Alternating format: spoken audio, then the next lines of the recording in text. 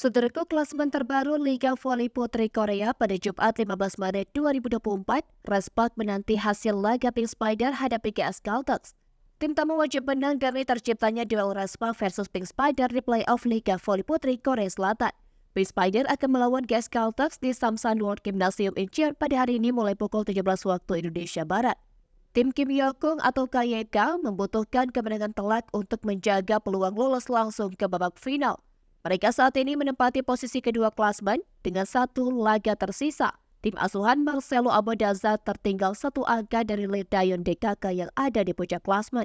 Nantinya juara babak reguler akan langsung lolos ke babak final. Sedangkan tim yang finish di urutan kedua akan menjalani babak playoff untuk memperebutkan tiket final dengan tim urutan ketiga klasmen.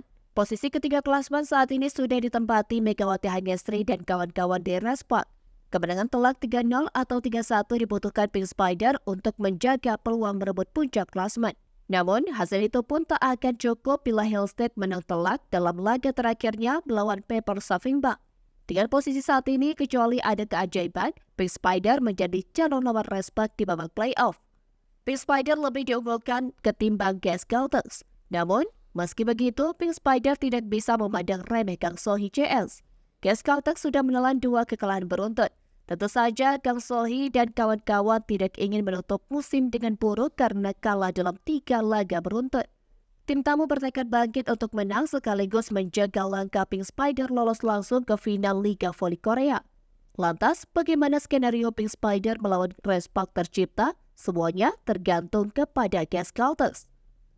Jika Gisel Silva DKK mampu mematik kemenangan 3-0 atau 3-1, dipastikan Pink Spider menjadi lawan tim Megawati di babak semifinal playoff.